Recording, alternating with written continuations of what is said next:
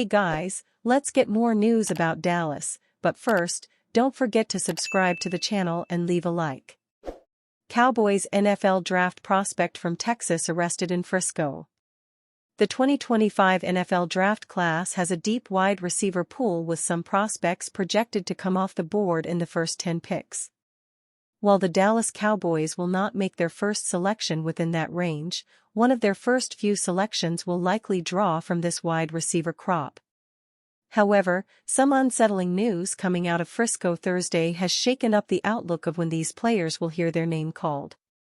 Texas product Isaiah Bond turned himself into Frisco police for a matter related to an outstanding warrant for sexual assault, as Frisco PD told NFL Media's Ian Rappaport. He posted bond and was released, per Rappaport. Bond is a widely projected a late first or second rounder with the versatility to help an offense from out wide or in the slot, making him a potential target for a team like the Cowboys.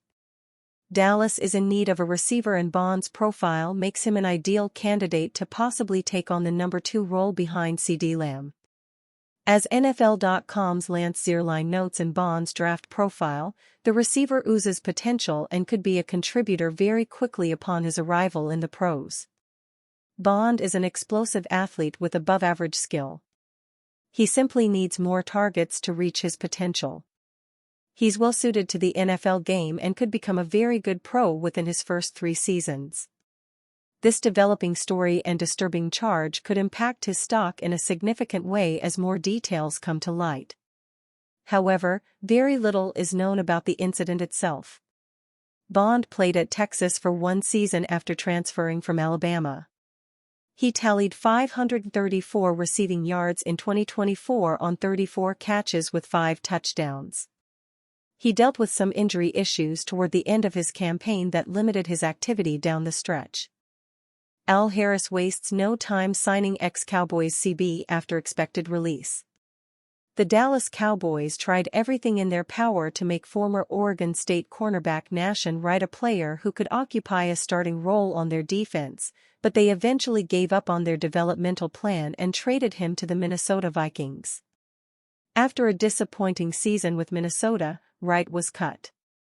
It seems like it took the Vikings 1 year to find out the same thing Dallas did in 3. For all of Wright's physical talent, he seems to be missing one factor that can help set him apart when compared to the rest of the league. Wright was somehow thrown a lifeline by yet another NFC team, as the Chicago Bears signed him immediately after the Vikings cut him loose.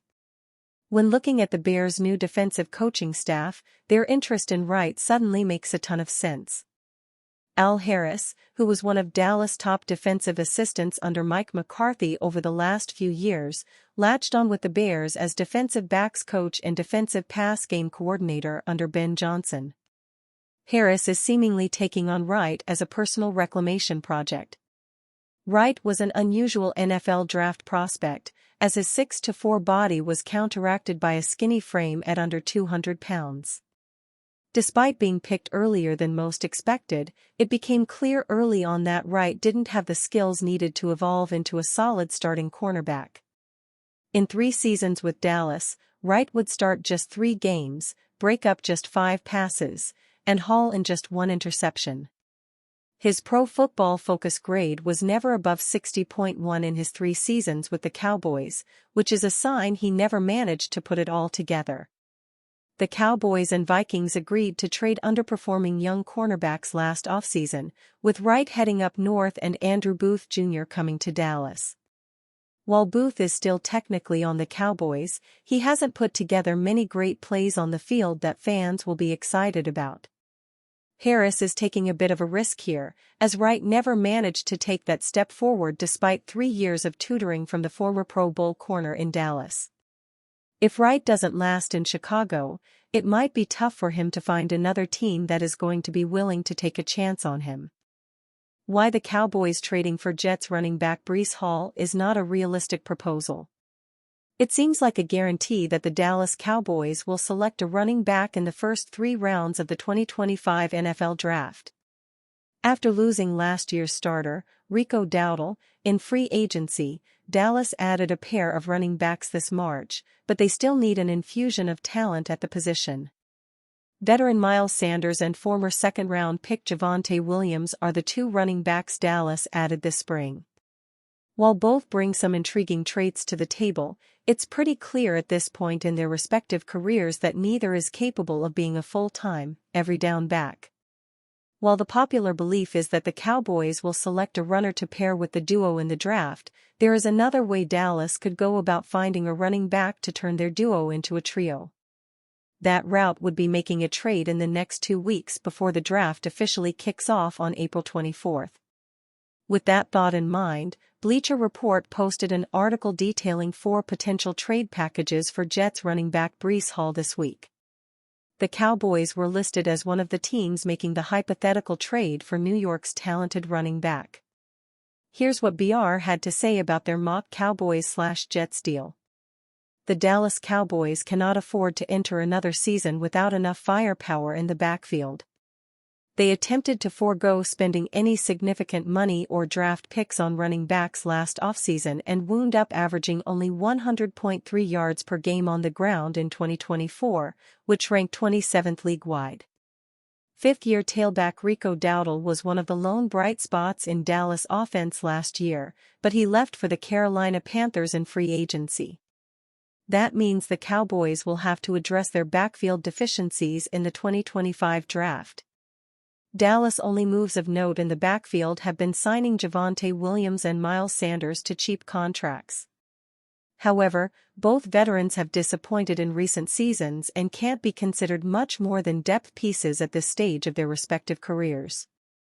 Rather than hope a blue chipper like Ashton Jeanty is still available at number 12 overall or rolling the dice on an unheralded prospect in the middle rounds, the Cowboys could instead package a pair of their 10 total selections to bring in Hall. Despite already achieving star status going into his 4th NFL season, Hall still has plenty of upside and potential to grow along with the other young talent in Dallas. He'd be able to support veteran quarterback Dak Prescott immediately and could eventually help the next signal caller who takes over under center. Hall would fill a position of clear need for the Cowboys. He would be the best back to don a Dallas uniform since Ezekiel Elliott was in his prime and could quickly become one of the faces of the franchise. Even if the Cowboys were presented with the idea of acquiring Hall for this light of a return, it's not realistic that Dallas would accept the deal. The most significant roadblock would be that Hall is entering the final season of his rookie contract, meaning the Cowboys would need to sign him to a new deal at season's end.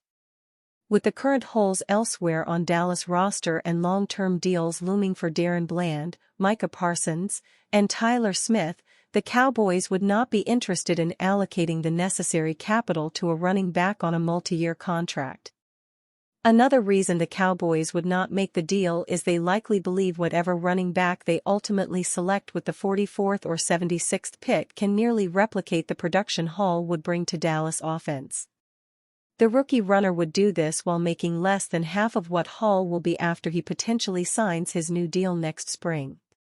Overall, Breece Hall and the Cowboys make some sense on the surface, but if you dive a little deeper, you can see that the Cowboys would not be interested in a potential trade for the running back. And you, fan? What do you think about Breece Hall's situation? Write to us in the comments.